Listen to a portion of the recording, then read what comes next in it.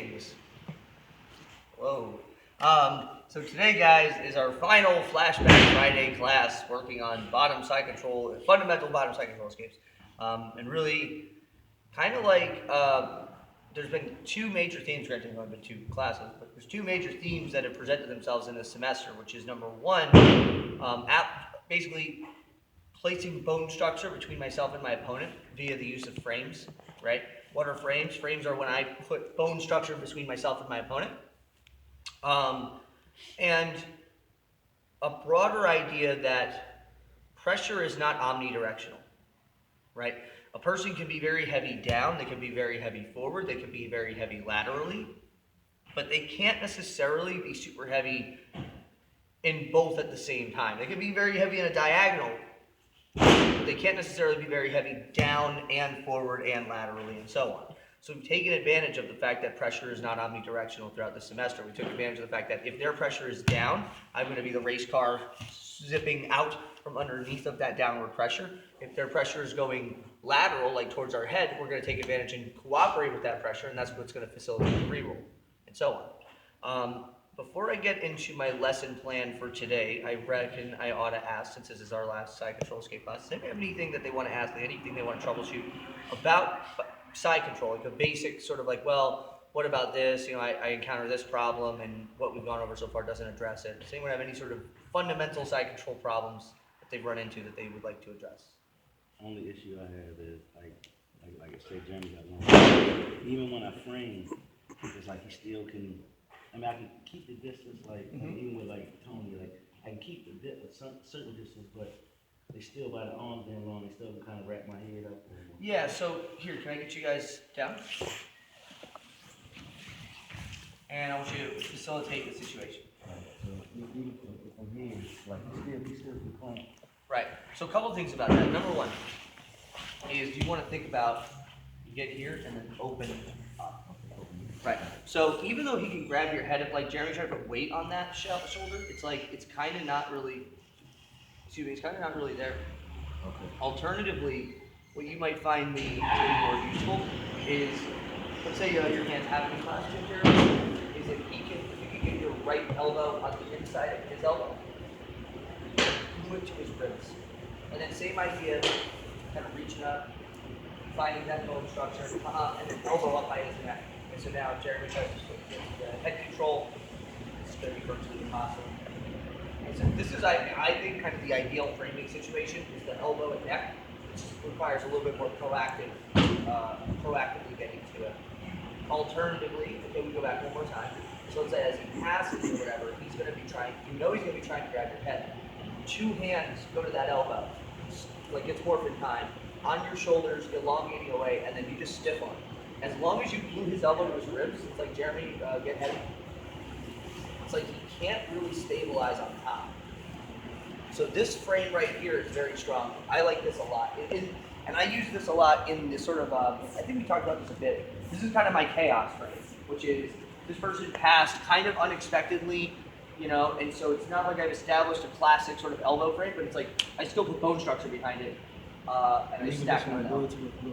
Ideally gluing it to his ribs, yeah. But it's like, you know, because he's not going to just sit there passively. He's going to be trying to circle and all this. And so that's where sticky fingers comes into play. Right. Where what I want is to be fluid and stuck to that point of contact. And then what I work for is, let's say, Jeremy, for like some mild degree forward pressure, what I'm working for is to eventually replace my hand, like take my right knee and put it between my hands. Between your two hands. So you kind of yes. And then now you see how like you immediately establish a guard situation that he can't just get beyond. So the two things basically what I would say in your instance is if you feel like your frames are not keeping them like low enough on your body to mitigate their ability to apply shoulder pressure and head control, then my advice would be to change the relative distance between yourself and your opponent. I.e., you might not be able to maintain your optimal frame conditions from the neck and the hip, but you probably can from the neck and the elbow. And you definitely can from the elbow, right? Because that gets you like an incredible amount of length. You think of it like, one of the things that I think is always worth acknowledging, like in jiu-jitsu is basically when you can facilitate situations where your length is like longer than theirs. And what do I mean by that? Well, I'll give you guys a really interesting example. Is just close our go fast. So Jeremy is going to grab a cross collar grip, right? Okay, so he gets this cross collar grip. So my defense to this is going to be to find his armpit and just stiff arm. Because for him to reach from this point to this point is longer, or is a longer distance than for me to reach from this point to this point. So my arm gets to be longer. Does that make sense? Like he has less arm to use. So he gets that collar grip. If I try to fight it here on this, I'm kind of playing this game. Whereas if I go here, it's just kind of like when you're going on vacation for a week and you put that broken broomstick in the sliding glass door so it can't open.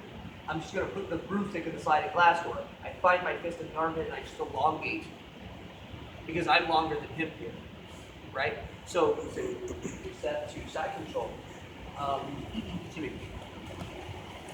If you think of it like the problem you're encountering is that the distance between your shoulder and your elbow is not long enough to mitigate his ability to reach for your head, right? Well, even like this is a little better, right?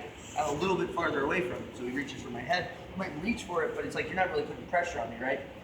Likewise, so we just lighten up a little. Here, it's like now it's his from elbow to hand trying to reach me out of my head. Right.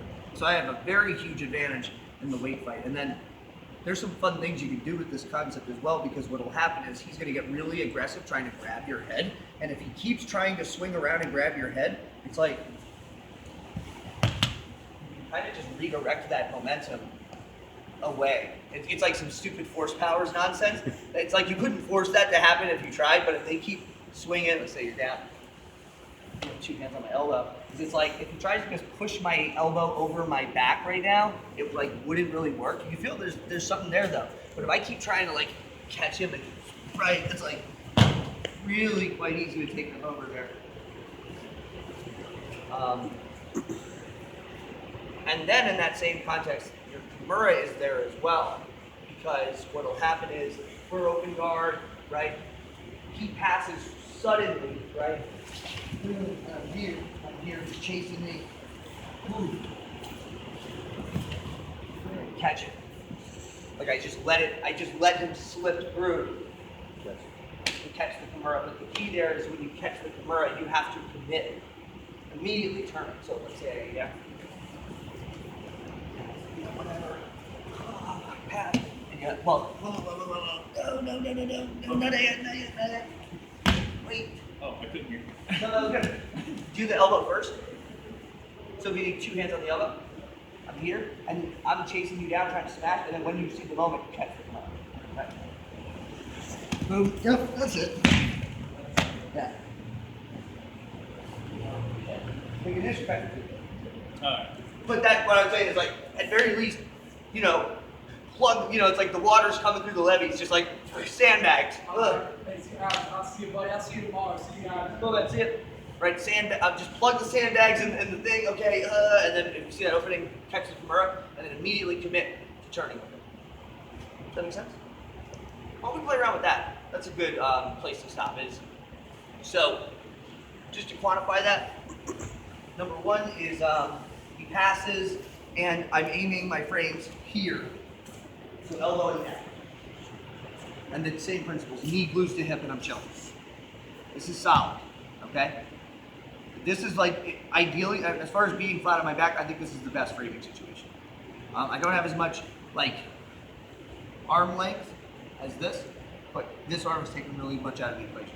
Alternatively, he passes, you say a little bit, right? He passes, and I get to go ahead, and I get 2-on-1 on the elbow, and I just get on my shoulders, and I just do not let anything else happen.